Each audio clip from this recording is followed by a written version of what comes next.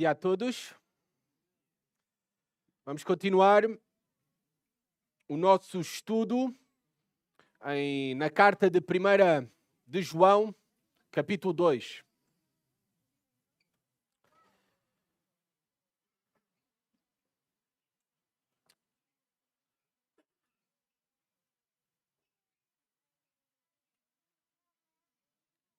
Primeira João, capítulo 2. O título do sermão, como vocês podem ver, especialmente as crianças que gostam de tomar nota e começam logo por perguntar aos seus pais: qual é o título do sermão? Qual é o título do sermão? Hoje podem olhar para os televisores e tem aí o título do sermão. O caminho da vitória.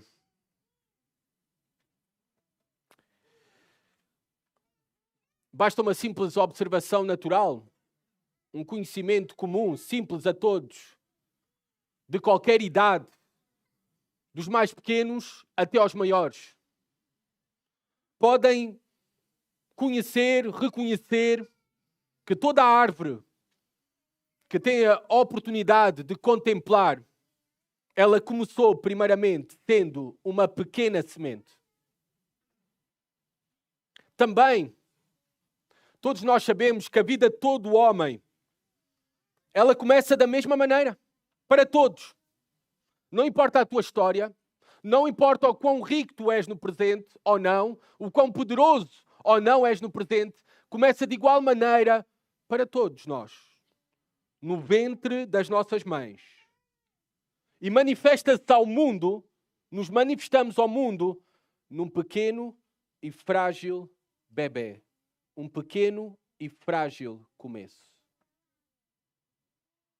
Todos nós iniciamos a vida da mesma maneira. Mas agora, neste salão, apesar de termos todos nós iniciado a vida da mesma maneira, nós estamos em fases diferentes da vida. Alguns estão apenas no início da corrida da vida. Outros já estão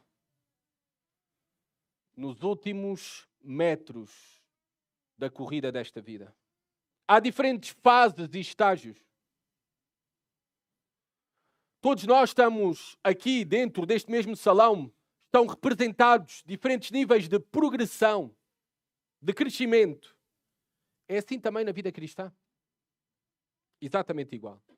Nós iniciamos todos da mesma maneira, como bebés espirituais, nascidos de novo em Jesus Cristo. Novas criaturas. Mas, no presente, com o passar do tempo, na Igreja de Cristo, conforme nós podemos confirmar na nossa própria realidade, no nosso próprio contexto local, dentro desta grande família, há pessoas em diferentes estágios de progressão. Mas todos nós estamos no mesmo caminho. O caminho da vitória. O caminho da vitória. É isto que o apóstolo João diz, neste capítulo 2, dos versículos 12 até ao versículo 17. Não importa o estágio em que tu estás, a progressão em que tu estás, a maturidade em que tu estás, todos nós iniciamos da mesma maneira e estamos no mesmo caminho. O caminho da vitória. Vamos ver isso nas palavras do apóstolo João. 1 João capítulo 2, versículo 12 ao versículo 17. Vamos colocar-nos de pé, por favor, para ler a palavra de Deus, aqueles que podem.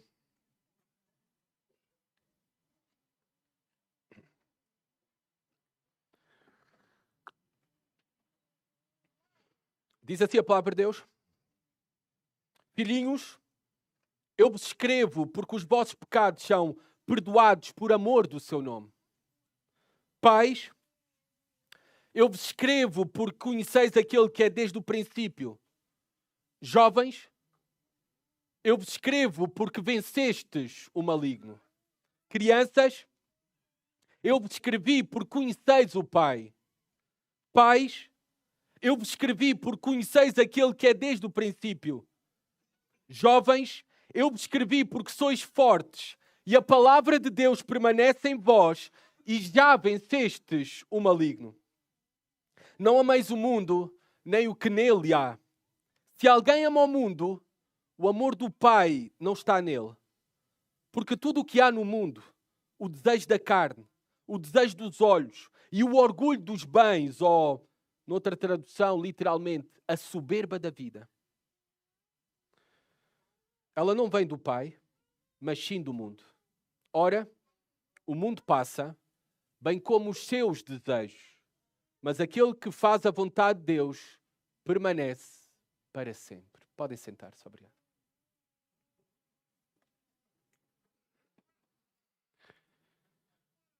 O apóstolo João, continuando a sua carta, conforme nós temos estudado, nós vimos nos versículos anteriores, no último domingo, que ele vai nos ajudar a identificar quem é verdadeiramente cristão e quem é um impostor. Quem é que conhece verdadeiramente a Deus não se vê com aquilo que nós dizemos com a nossa boca, mas como vivemos. Ele vai nos dizer que duas marcas essenciais de todo o verdadeiro cristão, de quem conhece verdadeiramente a Deus, são, como vimos no último domingo, obediência aos mandamentos de Deus. Obediência à palavra de Deus. Perfeita, não. Mas há um esforço, há um interesse, há um desejo. Caímos, nos arrependemos, confessamos os nossos pecados. Obediência aos mandamentos de Deus. A segunda manifestação e prova de alguém que conhece verdadeiramente a Deus, o apóstolo João diz-nos que é através do amor. O amor que resume toda a lei, é o cumprimento de toda a lei de Deus, de toda a vontade de Deus. Porque é o amor a Deus que se manifesta. Como é que nós podemos identificar que alguém ama a Deus? Se ele ama o seu próximo. Se ama o irmão ou a irmã.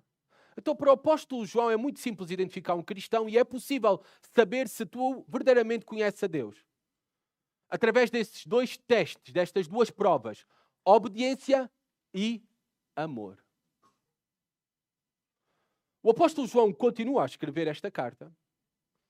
E vamos agora refletir nestes versículos que acabamos de ler. Ele vai-nos agora apresentar mais uma metáfora. Já nos tem apresentado ao longo da carta várias ilustrações, metáforas, para se referir à vida cristã. É esta realidade de quem está em Cristo, de quem conhece a Deus. Ele anda na luz, não anda em trevas. Mas também vai falar algo mais sobre a nossa nova identidade. A identidade nova daqueles que conhecem a Jesus Cristo verdadeiramente, têm comunhão com Ele. Por conhecer para o apóstolo João não é apenas algo intelectual, é um relacionamento real de comunhão com Deus e com aqueles que conhecem Deus. Então, ele vai falar para nós, agora apresentar-nos esta nova identidade. Há um novo grupo de pessoas e ele vai usar uma metáfora conhecida para todos nós e uma metáfora que vemos em outros textos das Escrituras com referência ao povo de Deus. É a metáfora da família. A igreja é uma família. A igreja é a família de Deus. É por isso que ele, do versículo 12 até ao versículo 14, ele vai nos apresentar esta imagem de uma família. E uma família é composta por diferentes gerações, diferentes estágios. Pais, crianças, jovens. A mesma coisa em relação à igreja.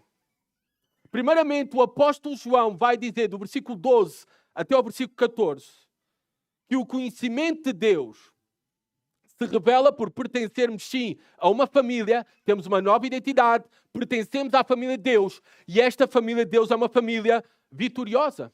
Porque a família de Deus, estar na família de Deus, independentemente do estágio em que nós estejamos, nós sabemos que garante a vitória sobre o maligno.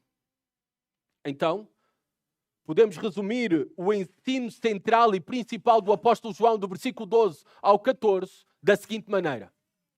O conhecimento verdadeiro de Deus garante pertencer à família de Deus e quem está na família de Deus tem garantida a vitória sobre o maligno. Bem, é um ponto muito grande, não é? Vamos resumir isso. O conhecimento de Deus garante a vitória sobre o maligno. O conhecimento de Deus garante a vitória sobre o maligno. Aqueles que conhecem Deus, que fazem parte da família de Deus, têm essa vitória assegurada. Vamos ver como é que o apóstolo João coloca isto da seguinte maneira. Nestes versículos, versículo 12, versículo 13 e versículo 14, vocês deram-se conta ao ler que ele repete a mesma mensagem nesses versículos. Ele faz uso da repetição das mesmas coisas. Em 3 versículos, ele faz uso da repetição sobre o mesmo assunto. Nós sabemos que o uso da repetição é com o propósito de enfatizar algo. Ele usa esta metáfora bem conhecida por todos nós, a família, porque ele se está a dirigir unicamente à família de Deus, aos filhos de Deus. Aqueles que são filhos de Deus porque nasceram de novo. São novas criaturas, têm novos desejos, têm uma nova natureza e, como tal, têm novos propósitos, têm uma nova identidade. Se estamos verdadeiramente em Jesus Cristo, nós temos uma nova identidade. Já não somos filhos da desobediência, somos filhos de Deus. Somos parte da família de Deus. É por isso que ele começa o versículo 12 da seguinte maneira. Filhinhos. Esta palavra, que por vezes em outras traduções ela está no versículo 12, filhinhos, e no versículo 14, a minha tradução Almeida século XXI tem crianças. E muito bem, faz uma tradução diferente. Porque as palavras são diferentes aqui. A quem é que o apóstolo João quer se referir como filhinhos? Esta palavra era usada de maneira comum para referir-se a descendentes de qualquer idade. Não especificamente a crianças, ou somente a crianças. Mas a descendentes de qualquer idade. É o mesmo termo que Jesus usou para com os seus discípulos. Reparem, eu vou ler para os irmãos, no Evangelho de João, capítulo 13, versículo 33. Reparemos que Jesus usou este mesmo termo com referência aos discípulos. E o apóstolo João, nas suas cartas, vai usar este termo filhinhos 6 vezes ao longo das suas 3 cartas. Reparem como Jesus usou este mesmo termo, esta mesma palavra para os seus discípulos. João capítulo 13, versículo 33. É a mesma palavra no grego, no original. Filhinhos, estarei convosco apenas mais um pouco. Vós me procurareis, e como eu disse aos judeus, também vos digo agora, para onde eu vou, não podeis ir. Filhinhos. De onde é que o apóstolo João aprendeu a tratar assim aqueles que são filhos de Deus, que são parte da família de Deus como filhinhos? Aprendeu do próprio Cristo. Ele está a usar aquilo que ouviu. Lembram-se do início da carta? Ele ouviu a Jesus Cristo. Ele viu a Jesus Cristo. Ele tocou em Jesus Cristo. No próprio Deus encarnado. E aquilo que ouviu, ele está a reproduzir. E refere-se só aos discípulos de Jesus Cristo como filhinhos, no mesmo termo que o próprio Senhor Jesus Cristo se referiu aos discípulos dele. E ele diz o seguinte: porque os vossos pecados são perdoados por amor do seu nome. Agora, há quem vai interpretar este texto da seguinte maneira. O apóstolo João aqui está a dividir em categorias de idades diferentes. Então, chega a uma conferência de jovens e vão usar esse texto para falar: jovens, vocês venceram o maligno. Mas não tem nada a ver com o que o apóstolo João está a querer ensinar para nós. Ele está a usar uma metáfora da família de Deus. Ele não está focado na faixa etária. Porque todos aqueles que fazem parte da família de Deus, todos aqueles que são discípulos de Jesus Cristo, os seus pecados já foram perdoados por amor do seu nome. Todos.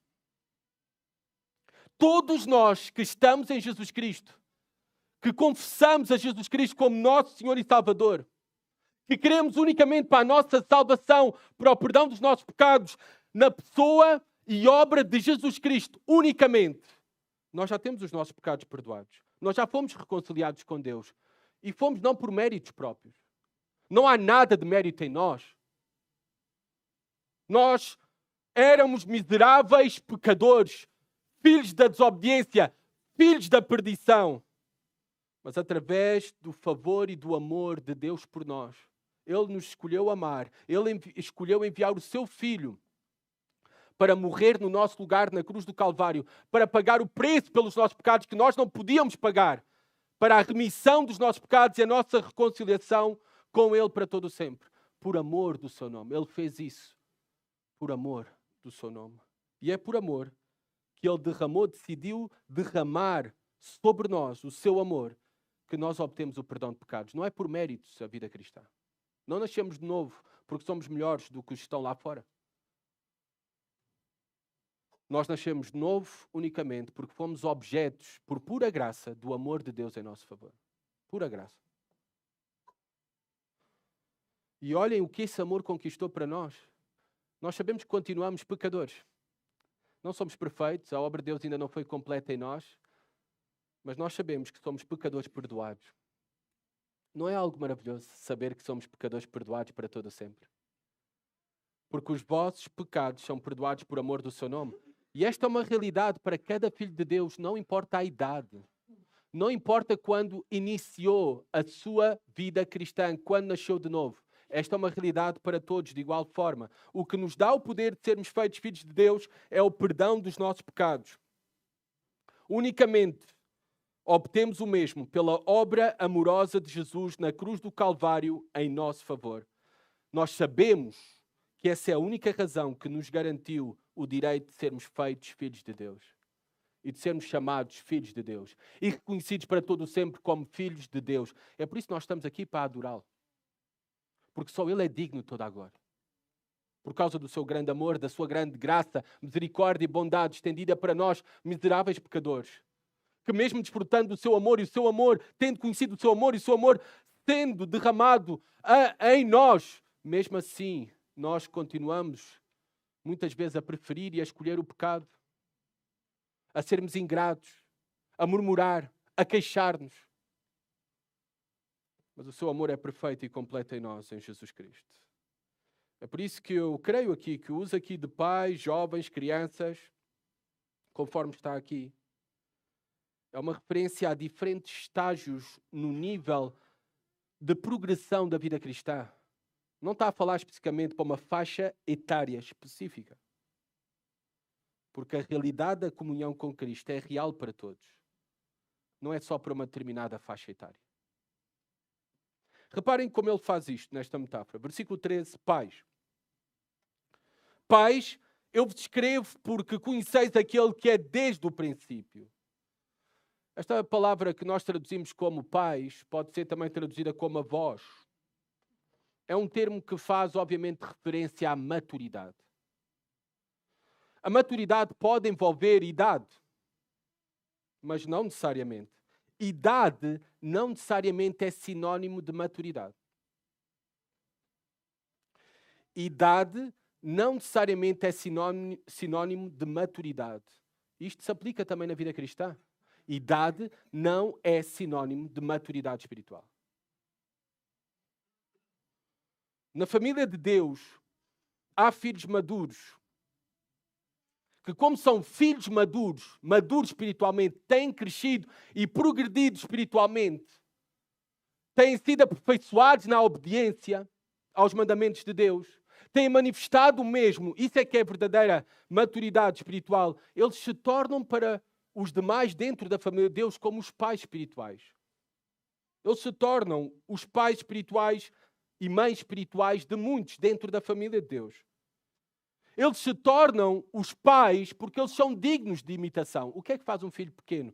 Ele busca imitar os seus pais, vestir a mesma roupa, calçar o mesmo calçado, falar da mesma maneira. Nós podemos às vezes identificar os filhos. Olha, está a imitar o pai. Olha, esta filha está a imitar a mãe. Faz a mesma coisa que a mãe faz. Porque filhos buscam imitar os pais. Porque seguem o exemplo dos pais.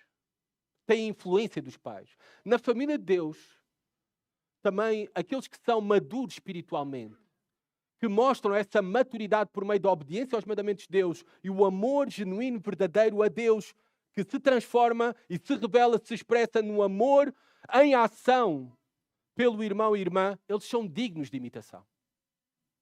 Por isso que o apóstolo Paulo diz, imitem-me a mim, como eu imito a Cristo. Esses são aqueles pais e mães espirituais dentro da igreja aqueles irmãos e irmãs que são dignos de imitação da sua fé.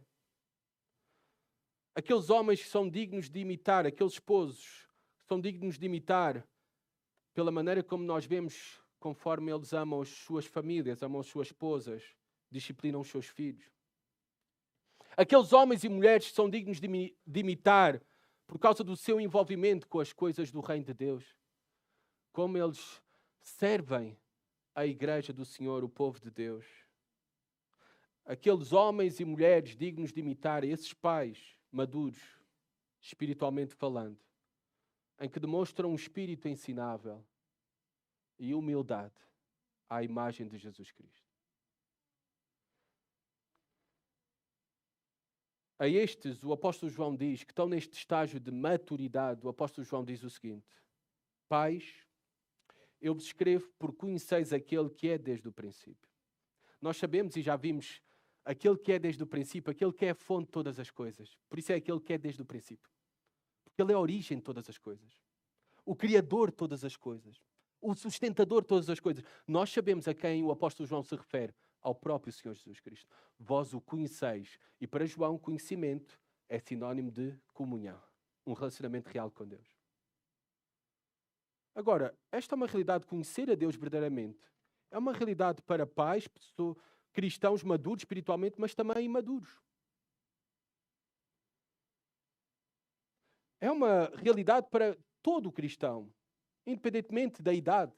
Ele conhece e tem um conhecimento real de Deus. E uma comunhão real com Deus. Para João, também fica claro que conhecer a Deus, ter comunhão com Deus, é conhecer a Jesus Cristo e ter comunhão com Ele. E conhecer a Jesus Cristo e ter comunhão com Jesus Cristo é conhecer a Deus e ter comunhão com Deus. Agora ele vai falar de outro grupo, noutro estágio da vida espiritual. Vai falar para jovens, usando esta metáfora. Jovens, eu vos escrevo porque vencestes o maligno. Literalmente, porque vencestes o mal. A pergunta que fica aqui é, só os jovens é que venceram o mal? Nós podemos afirmar que um jovem pode prestar esta declaração e afirmação com 15 ou 16 anos, somente um jovem com 15 ou 16 anos pode afirmar que já venceu o maligno, o mal, quando ainda tem toda uma vida pela frente, com muitas batalhas espirituais. Então nós sabemos que o apóstolo João não se está a referir a uma faixa etária específica. Ele está a dar uma ilustração, uma metáfora. Jovens aqui é aqueles que não são tão maduros espiritualmente. Mas até aqueles que não são tão maduros espiritualmente, eles já venceram o maligno. Porque nós obtemos a vitória na vida cristã, não é pela nossa própria força. Não é pelos nossos próprios méritos, mas pela obra de Cristo. Que grande Salvador que nós temos, que nos garante a vitória. Já venceste o maligno. Já. Mesmo que tu penses que não, que és tão fraco na tua fé é tão pequena, tens tanta inconsistência na tua vida. O apóstolo João te anima e te encoraja com esta mensagem, mesmo tu até, homem e mulher de pequena fé, tu já venceste o maligno. A vitória final já está garantida. Que mensagem de João. Que mensagem de grande esperança para as crianças que estão aqui. E já vai falar delas também. Para os adolescentes. Para os jovens. Para todas as idades aqui. Nós já temos a certeza e a promessa da vitória final. Já vamos ver isso com maior detalhe. Versículo 14. Outro grupo é-nos apresentado aqui de uma maneira metafórica. É uma palavra diferente daquela que está no versículo 12. A palavra aqui é paidion, crianças. Crianças. Eu vos escrevi porque conheceis o Pai. Esta palavra era usada para crianças numa fase bem inicial de dependência, de instrução, de disciplina. Ou seja, eles são bem imaturos. São estes dentro do corpo de Cristo que ainda são neófitos, que ainda estão bem imaturos espiritualmente falando. Eles conhecem a Deus o Pai. Reparem o que diz João. Mesmo eles conhecem e têm comunhão com Deus o Pai e, como tal, têm os mesmos direitos que os demais. Desde o primeiro dia temos os mesmos direitos que os demais. Essa também é uma mensagem de grande esperança do apóstolo João. Ele vai repetir isto no versículo 14, outra vez, passando por cada grupo. Pais, porque conheceis aquele que é desde o princípio. Já vimos que porque tens conhecimento e comunhão com Jesus Cristo. Jovens, porque sois fortes e a palavra de Deus permanece em vós e já vencestes o maligno. Apesar de tu olhares para a tua fé e vês pouca força, entende que a tua salvação, a tua santificação não depende de ti, mas vem da força de Deus, da obra de Deus, do poder de Deus que atua em ti e através de ti. Esta é a mensagem do apóstolo João. A força não está em nós. A nossa força vem de conhecer a Deus. A nossa força vem de termos recebido o Espírito de Deus. E esses têm o Espírito de Deus e fazem parte da família de Deus. Já venceram o maligno.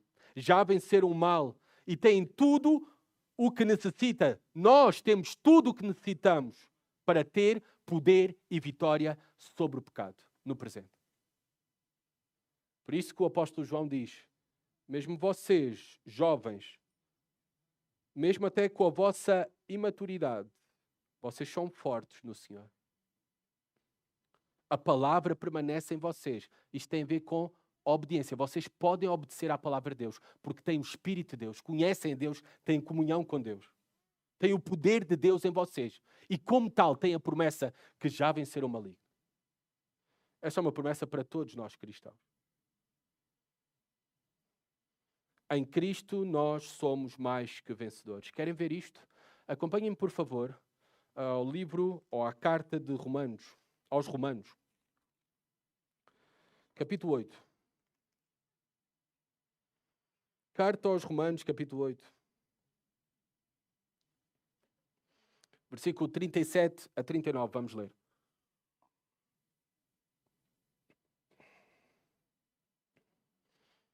Diz assim a palavra de Deus, falando para os cristãos, para a igreja em Roma e obviamente para todos os discípulos de Jesus Cristo. Não importa se são pais, jovens, crianças. Esta é uma promessa para todos nós. Esta é a nossa realidade para todo o sempre. Diz assim, versículo 37, mas em todas essas coisas somos mais que vencedores, por meio daquele que nos amou. Pois tenho certeza que nem a morte, nem a vida, nem anjos, nem autoridades celestiais, nem coisas do presente, nem do futuro, nem poderes, nem altura, nem profundidade, nem qualquer outra criatura poderá nos separar do amor de Deus que está em Cristo Jesus, nosso Senhor. Eu volto a ler o versículo 39. Nem altura, nem profundidade, nem qualquer outra criatura poderá nos separar do amor de Deus que está em Cristo Jesus, nosso Senhor. Vocês lembram-se como é que começou o versículo 12? Nós somos perdoados já por amor do seu nome. É através do perdão que nós obtemos a vitória final. E essa vitória já está garantida. A nossa salvação não se pode perder. Nada, nem ninguém nos pode tirar isso. Em Cristo já recebemos uma vitória completa sobre o pecado, ainda que não pareça no presente. Ainda que pareça no teu estágio da vida cristã, em que tu estás, parece que não, que te falta tanto, que te custa tanto as disciplinas, os hábitos espirituais, que é uma realidade isso. Que temos tantas tentações, que caímos tantas vezes, mas há uma promessa, que nós temos uma garantia em Jesus Cristo. Nele nós já recebemos uma vitória completa sobre o pecado, a morte, as tribulações, não apenas de uma maneira resignada, não apenas suportando a vida, vamos andando, vai indo. Não. Mas até estas coisas, o pecado, a morte, as tribulações, tudo nesta vida, de acordo aos propósitos de Deus, nos beneficia e somos beneficiados no presente pelas mesmas. E até estas coisas, pelos propósitos de Deus, contribuem para o nosso bem, para a eternidade. Porque contribuem para a nossa transformação, para o nosso crescimento espiritual, até alcançarmos a glorificação final. É por isso que somos mais que vencedores. É por isso que o apóstolo João diz: já vencestes o maligno. O conhecimento de Deus, que nos permite fazer parte da família de Deus, e aqueles que fazem parte da família de Deus, já têm garantida a vitória sobre o maligno. Não importa se dás fruta a 30, a 60, a 100 por 1, não importa.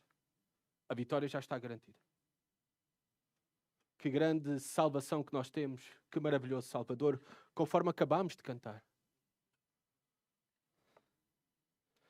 Por último,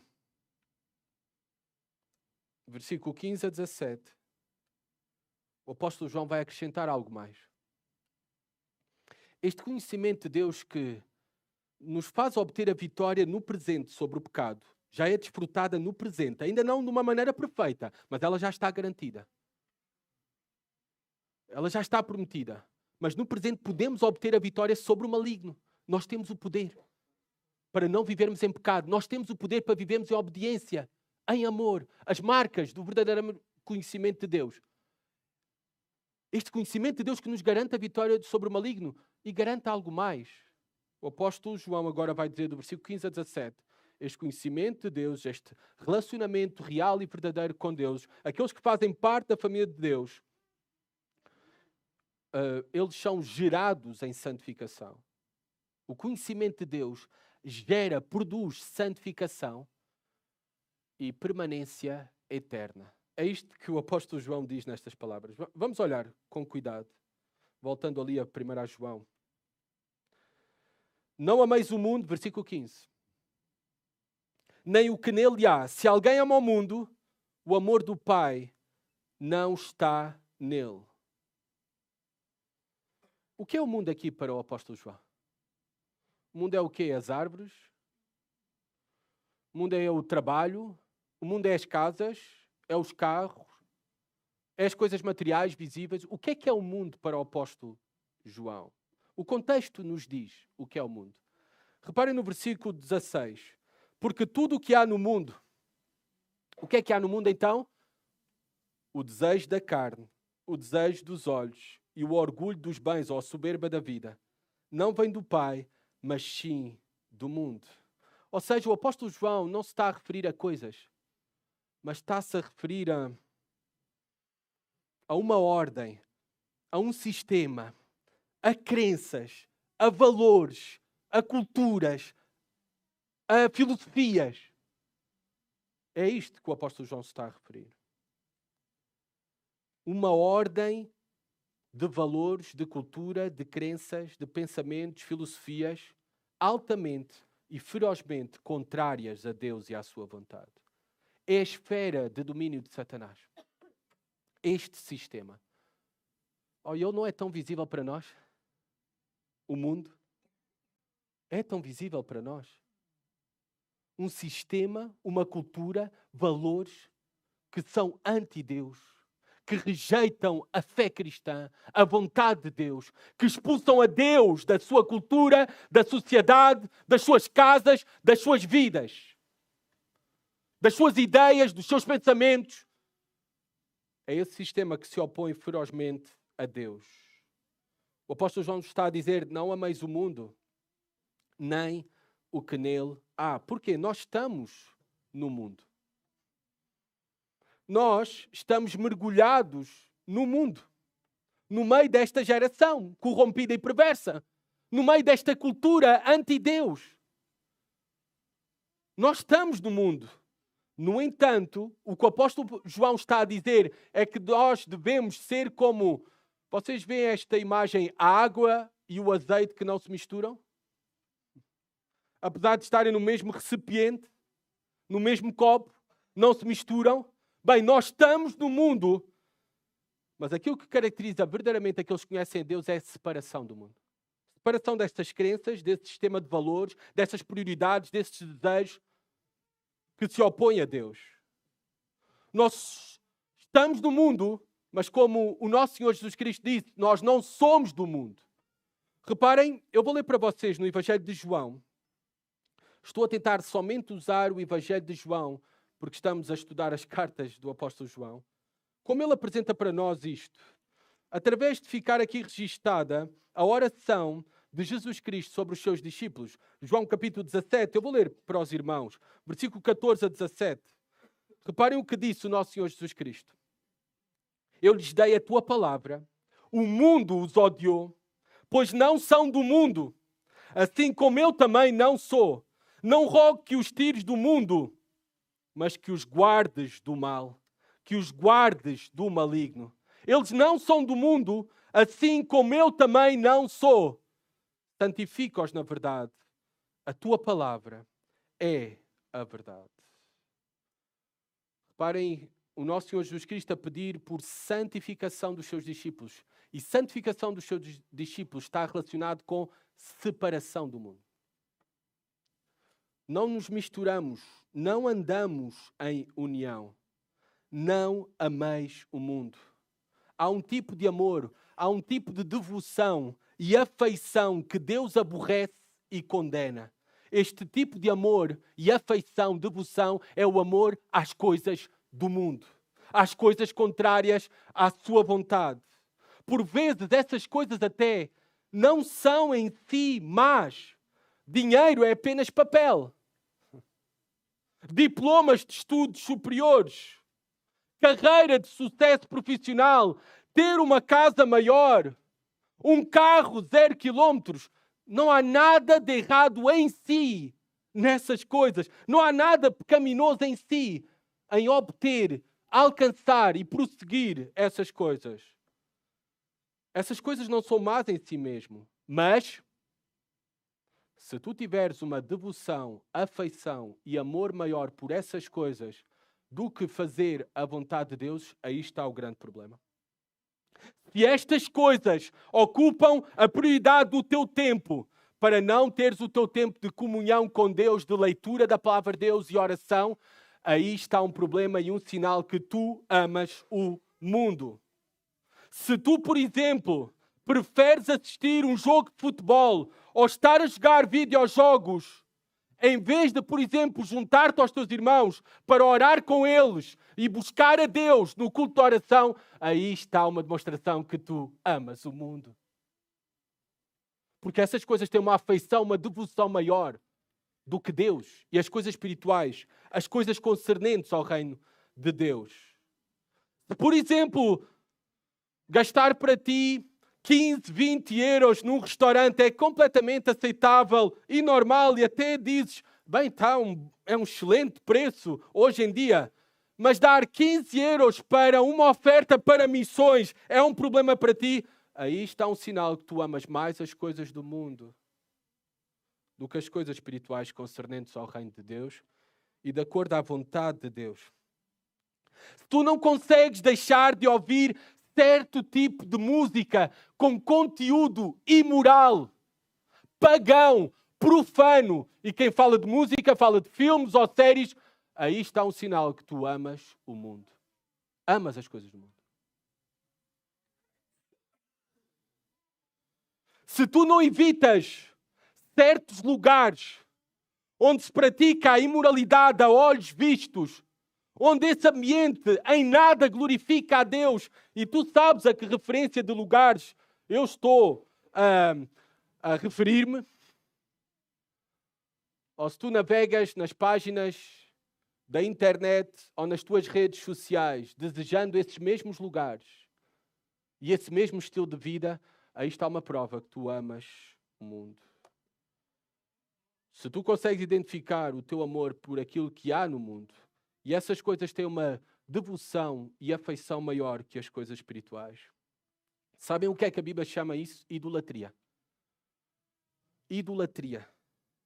Idolatria não é apenas nos curvarmos diante de imagens feitas de pedra, madeira, gesso. A idolatria começa no coração. Idolatria, na nossa vida, é tudo aquilo que nós temos em primeiro lugar, que requer a nossa maior prioridade, afeição e devoção. E até podem ser coisas boas. Mas essas coisas não podem estar no único lugar que pertence a Deus. Buscai primeiro o reino de Deus.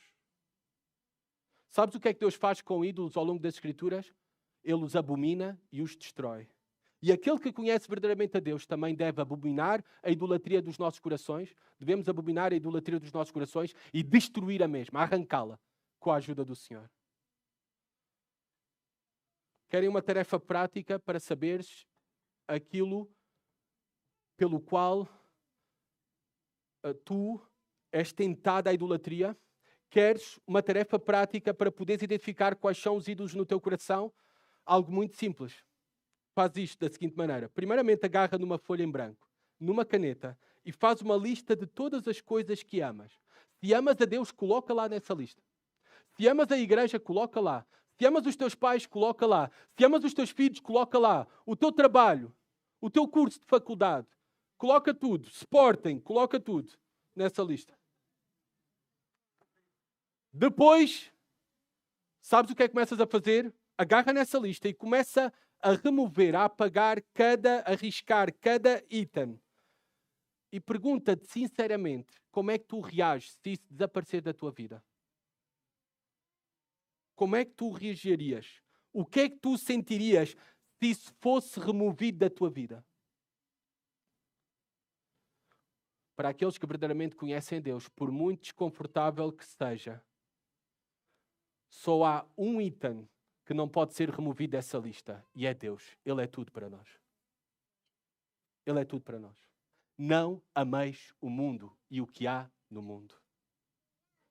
Tudo o resto na nossa vida pode ser removido, menos Deus. E se há algo que nos aferramos, que não estamos dispostos a abrir mão e sujeitar à vontade de Deus, que Deus remova da nossa vida, aí está um ídolo do nosso coração. A única coisa que não pode ser removida dessa lista é Deus. Ele é tudo para nós. Se alguém ama ao mundo, o amor do Pai não está nele. O amor do Pai não está nele. Ainda não conheceu o amor de Deus e esse amor não foi derramado no seu coração por meio de Jesus Cristo. É por isso que em Mateus capítulo 6, versículo 24, Jesus Cristo diz: não podeis servir a dois senhores. Não podes servir a Deus e às riquezas. Porque, claro, vais ter afeição maior por um, ou devoção maior por um, ou prioridade maior por um. Não podes servir a dois senhores. A grande pergunta é: quem é verdadeiramente o Senhor das nossas vidas? Onde está a nossa maior devoção e afeição? E que o Senhor nos ajude a responder esta pergunta somente com Deus. Ele é a nossa maior devoção, a nossa prioridade, primazia e afeição na nossa vida. O nosso propósito principal na vida. Versículo 16, reparem o que está correlacionado ao mundo. O desejo da carne. O desejo da carne, por exemplo, são os apetites naturais que nós temos, mas que eles também se transformam em apetites sensuais e pecaminosos. Por exemplo, ter sede é um apetite natural. Há algo pecaminoso em ter sede? Não há.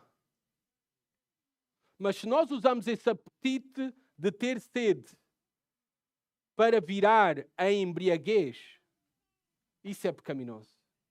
Esse é o desejo da carne. Ou a fome. Há algo errado em comer? Não.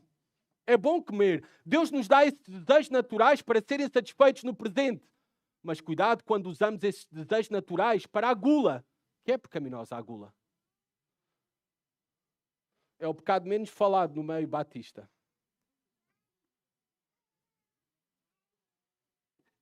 Também cuidar do corpo. É algo pecaminoso cuidar do corpo? Não é.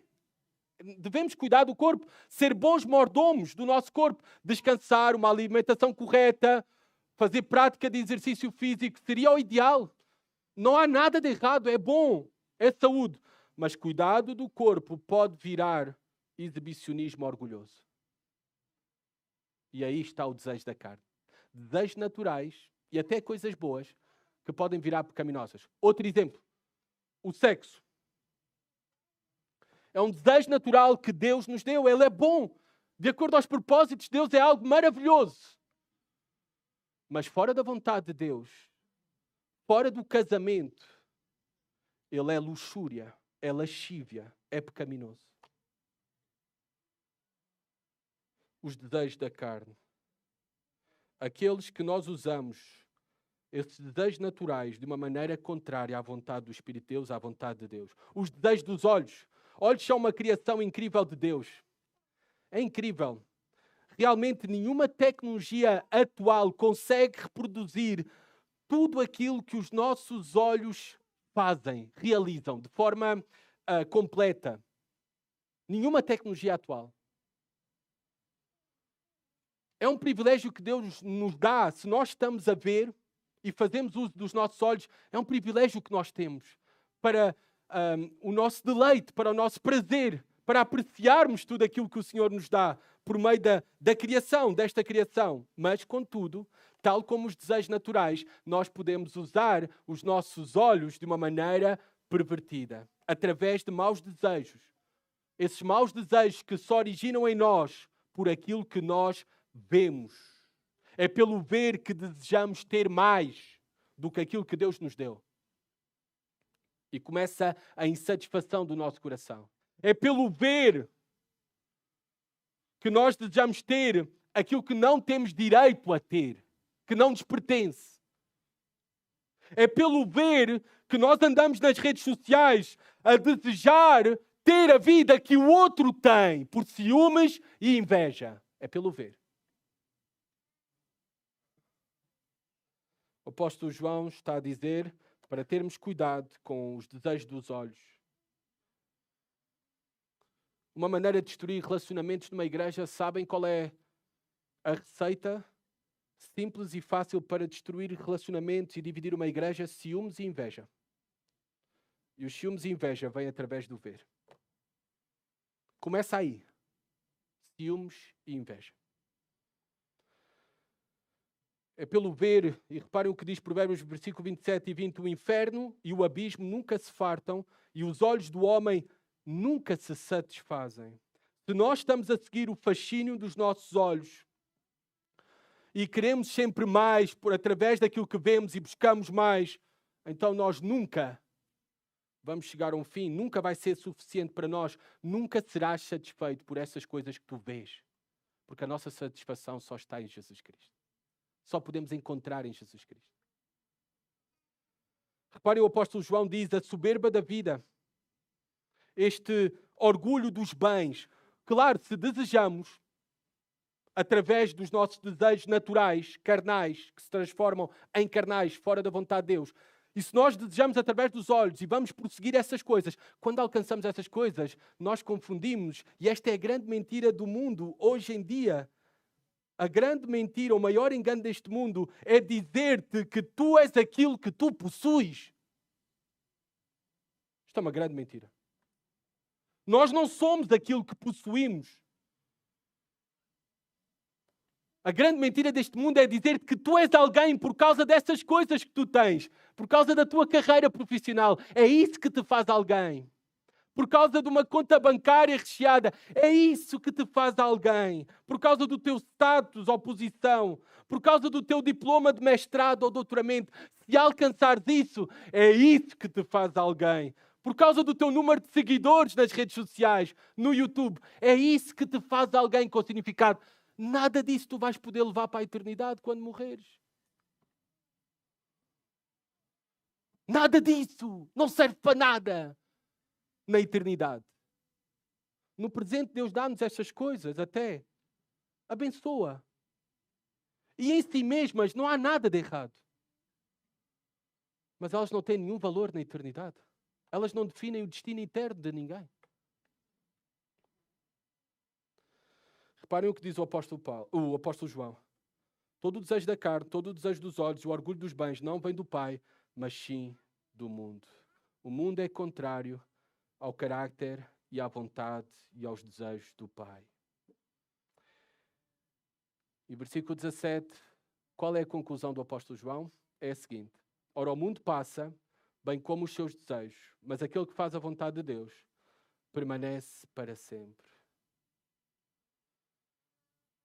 Usando a metáfora do profeta Jeremias no seu livro, uma metáfora bíblica, nós encontramos no livro do profeta Jeremias, no capítulo 2, fala do povo de Deus buscar essas coisas do mundo, este desejo da carne, este desejo dos olhos, esta soberba da vida, este orgulho dos bens.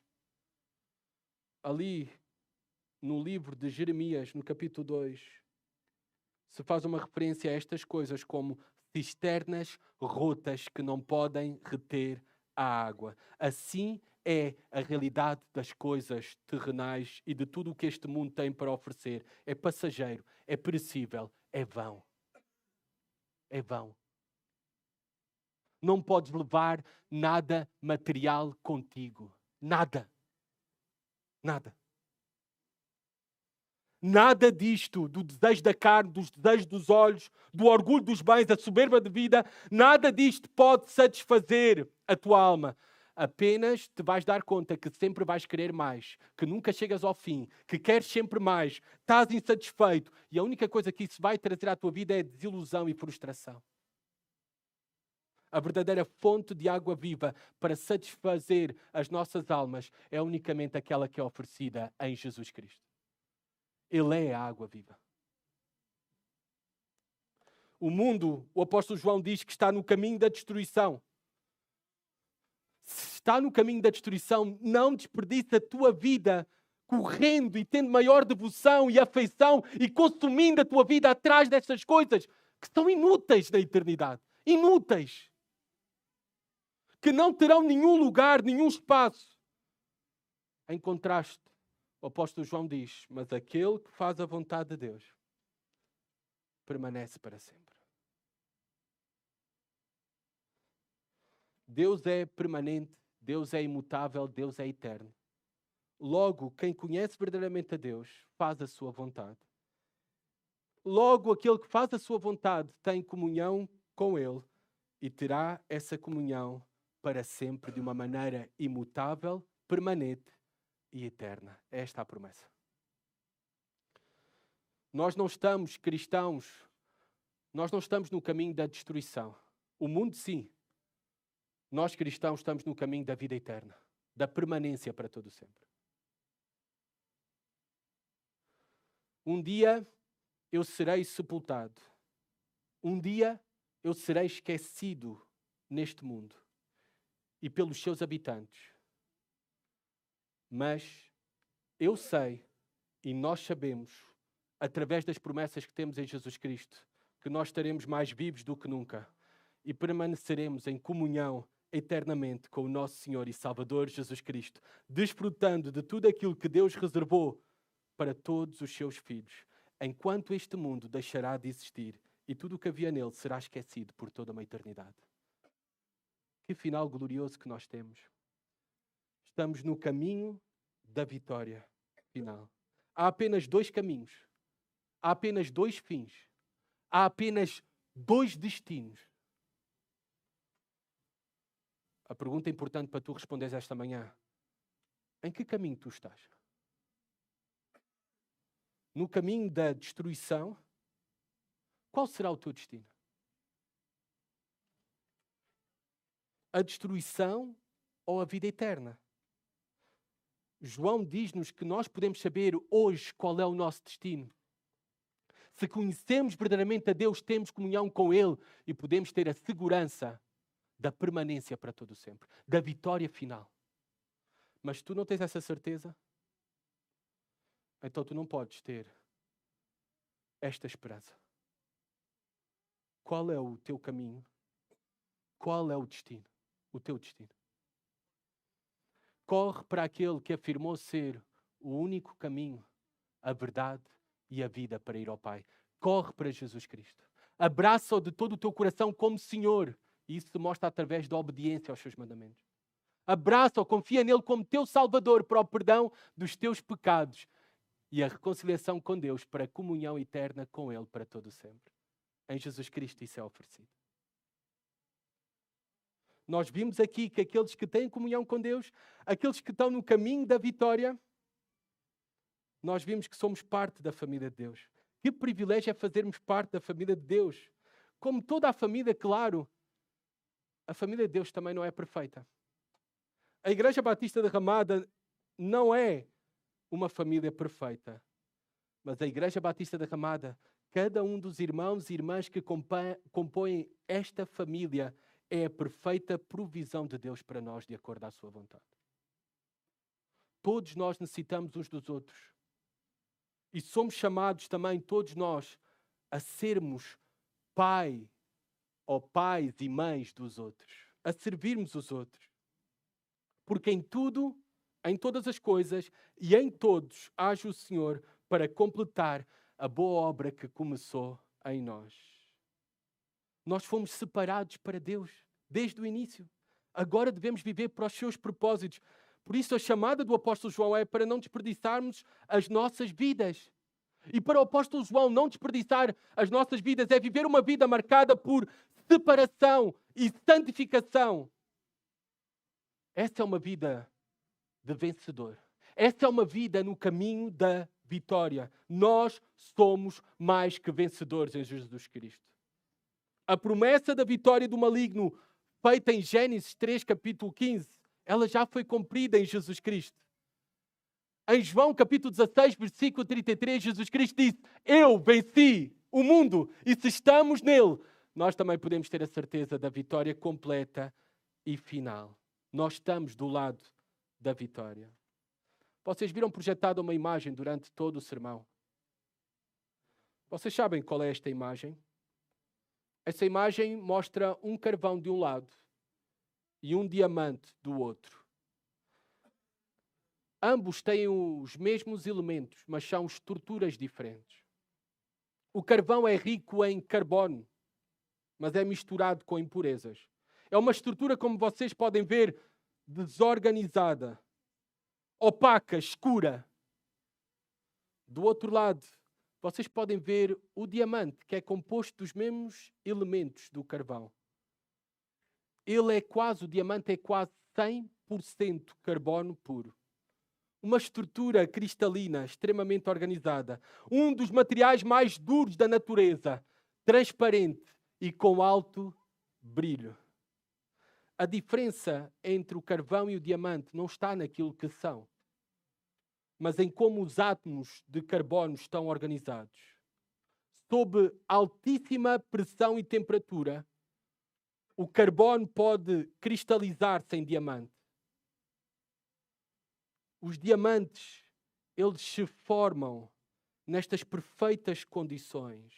Em laboratórios, cientistas podem fabricar diamantes sintéticos.